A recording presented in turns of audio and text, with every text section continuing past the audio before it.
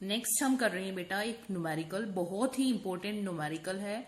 ये आपके competitive exams में भी फ्रीक्वेंटली पूछा जाता है। तो समझिए क्या न्यूमेरिकल है। How does kinetic energy of body change if it's momentum increases by 50%। सबसे पहले तो आप स्टेटमेंट को एक दो बार पढ़िए, उसे समझिए कि क्या चीज उसमें गिवन है और क्या चीज आपको उसमें फाइंड आउट करनी है। तो इसने कहा है कि काइनेटिक एनर्जी कैसे चेंज होगी, बताना है आपको, इसमें निकाल के बताना है कि काइनेटिक एनर्जी कैसे चेंज होगी।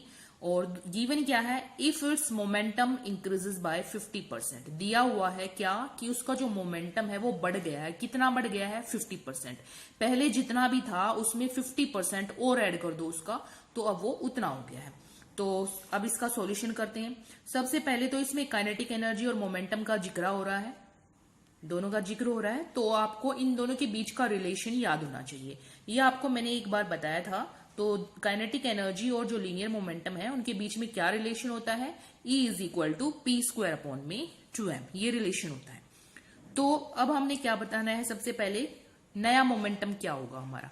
न्यू मोमेंटम जो है वो कितना होगा, उसको हम P डैश से दिखाएंगे। P dash is equal to, original मान लिया P था, अब जो नया है वो क्या हो गया, P में कुछ ऐड हो गया, उसका 50% और ऐड हो गया है। तो new momentum P dash is equal to क्या है, P तो था ही, उसमें कितना और ऐड हो गया, इसका 50%। तो P प्लस में 50% ऑफ P। तो आगे हम क्या लिखेंगे, P प्लस 50% का मतलब 50/100 ऑफ P। और 100 को 50 से काटोगे तो ये क्या आ जाएगा, 2 आ जाएगा। तो ये आ गया P प्लस P/2। उसके बाद आप एलसीएम लोगे, इसको सोल्व करोगे तो कितना आ जाएगा, 3P/2। तो न्यू मोमेंटम कितना आ गया हमारे पास, 3P/2। तो अब मोमेंटम चेंज हुआ है तो काइनेटिक एनर्जी, नई काइनेटिक एनर्जी E डैश कितनी होगी हमारी, जैसे ये फार्मूला है उसमें अब सिंपली P की जगह क्या रख देना है, P डैश। तो नई kinetic energy E dash is equal to P dash का स्क्वायर अपॉन में 2m। अब हमने क्या करना है, P डैश जो कि आपने अभी फाइंड आउट किया है किसकी इक्वल है, 3P/2 की। तो P डैश की जगह 3P/2 रख दिया, और क्योंकि स्क्वायर लगा हुआ है तो स्क्वायर लगा दिया। और उसके बाद आप इस स्क्वायर को खोलिए, 3P का स्क्वायर खोलोगे तो ये 9P स्क्वायर हो जाएगा, और 2 का स्क्वायर लोगे तो 4 हो जाएगा, और 4 मल्टीप्लाई में 2m क्या हो जाएगा, 8m हो जाएगा। तो नई काइनेटिक एनर्जी ये आ गई। पुरानी काइनेटिक एनर्जी ये थी स्टार्टिंग में, न्यू काइनेटिक एनर्जी ये है। तो इंक्रीज चेंज पूछा है। अब क्योंकि एनर्जी और काइनेटिक एनर्जी और मोमेंटम आमने सामने लिखे हुए हैं, ये इंक्रीज होगा तो ये भी इंक्रीज होगा, और अगर ये डिक्रीज होगा तो ये भी डिक्रीज होगा। तो क्योंकि क्वेश्चन में मोमेंटम इंक्रीज हो रहा था तो काइनेटिक एनर्जी भी इंक्रीज होगी। तो हम यहाँ पे जो फाइंड आउट करेंगे वो क्या करेंगे, परसेंटेज, क्या फाइंड आउट करेंगे, percentage increase in kinetic energy. अब काइनेटिक एनर्जी के अंदर परसेंटेज इंक्रीज निकालेंगे, तो उसके लिए आपको एक चीज ध्यान रखनी है। क्या ध्यान रखनी है कि जो नई काइनेटिक एनर्जी है उसमें से पुरानी वाली माइनस करेंगे, E dash minus E upon में जो पुरानी थी वो लिखेंगे।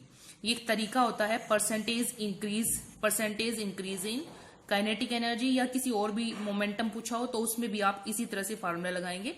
तो पहले ऊपर तो आ जाएगा इंक्रीज और नीचे आ जाएगा ओरिजिनल। न्यूमरेटर में क्या आ जाएगा, इंक्रीज इन एनर्जी, और अपॉन में ओरिजिनल एनर्जी, मल्टीप्लाई में 100। इस तरह से आप क्या फाइंड आउट कर सकते हैं, percentage increase in kinetic energy. तो अभी हमने क्या किया, ये था E डैश माइनस E, दोनों को अलग से डिवाइड कर दिया, इसको भी E से डिवाइड किया तो लिखा E डैश अपॉन में E, फिर माइनस साइन लगा हुआ था तो माइनस साइन लगा दिया। अब ये मैंने 1 लिख दिया, क्यों लिख दिया 1, E को जब E से डिवाइड करोगे, E को E से भाग करोगे तो 1 आएगा, तो 1 लिख दिया हमने। अब हमने नेक्स्ट स्टेप में क्या किया, E डैश की वैल्यू आप ये फाइंड आउट कर चुके हो, E की वैल्यू ये है हमारे पास, इनकी वैल्यूज उठा के हमने यहां रख दी, और जो चीजें कटेंगी उनको काट देंगे। P स्क्वायर से P स्क्वायर कट जाएगा, M से M कट जाएगा, ये 8 जो है ये नीचे आएगा, ये 2 जो है ऊपर चला जाएगा। तो 9 इंटू में 2 हो जाएगा 18, और नीचे क्या आएगा, 8 आएगा। 18/8 माइनस में 1, एलसीएम लोगे तो फाइनली ये आ जाएगा 10/8 इंटू में 100। तो आप इसको काट लोगे आपस में, और तो ये कितना आ जाएगा, 125%।